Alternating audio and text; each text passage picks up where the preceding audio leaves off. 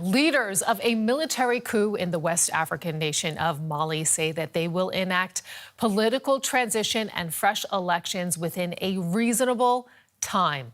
This after Mali's president Ibrahim Boubacar Keïta announced his resignation just hours after being detained by armed soldiers.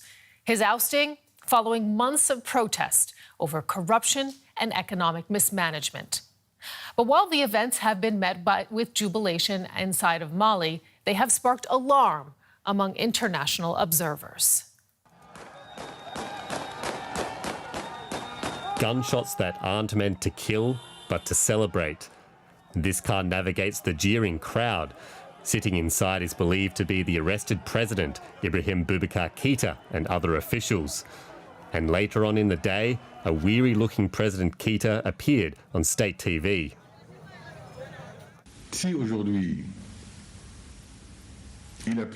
If today it pleased some elements of our armed forces to conclude that it would end their intervention, do I really have a choice? I submit to it because I do not wish any blood to be shed to keep me in power. The coup leaders also appeared on state television, vowing a transition that would lead to fresh elections.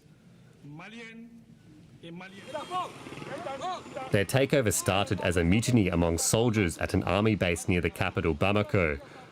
After seizing weapons and taking high-ranking prisoners, they then moved to the president's house, surrounding it and firing gunshots into the air. Crowds of anti-government protesters cheered on as the democratically elected leader was arrested and driven away. We are very happy because this is a liberation for the people of Mali. All of Mali's people were waiting for this day, and we were waiting for the president and his men to allow us to breathe. Today, we don't have any words to express what's in our hearts. Thank God, and may the president and his gang leave us in peace. Mali has been gripped by months of anti-government protests, with many accusing Keïta's administration of corruption and incompetence, especially when it came to preventing a jihadist insurgency from the north. While the president's resignation was celebrated by those in the streets, the takeover was roundly condemned by the international community. ECOWAS, a West African regional bloc, pledged to close land and air borders to Mali as a result. It must feel like déjà vu for some.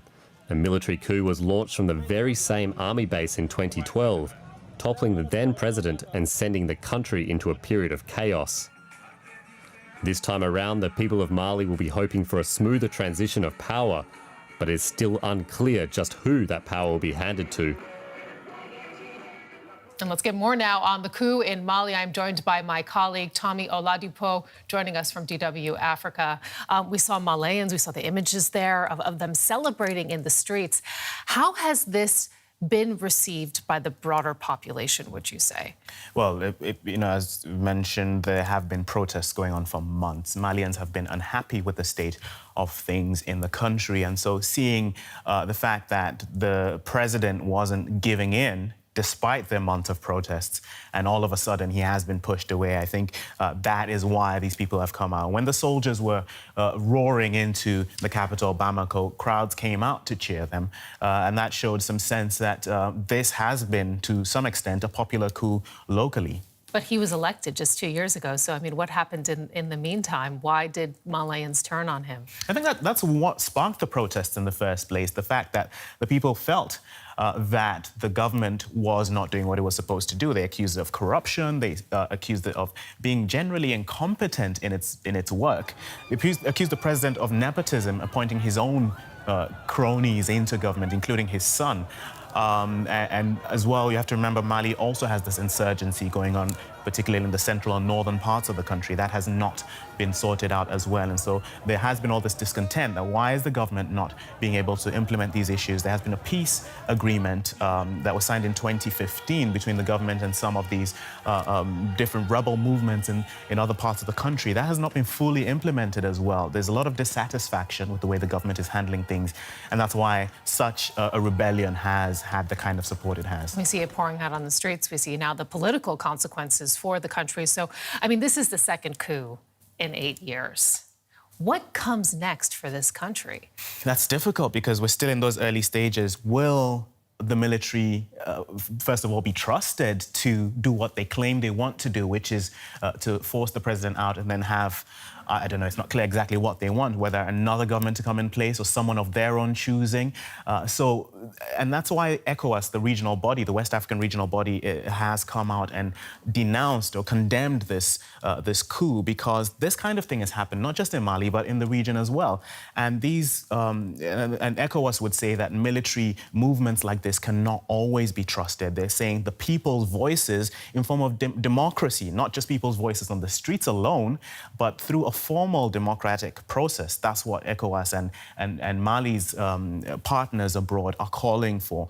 So there's a lot at stake in terms of Mali's own presidency, in terms of the stability of the country as a whole, in terms of security as well, as I mentioned. That is still shaky, and so there's so many issues hinging on how the country is able to move forward over the next few days. Everyone waiting with bated breath to see what happens next now in Mali. Tommy Oladipo reporting. Thank you.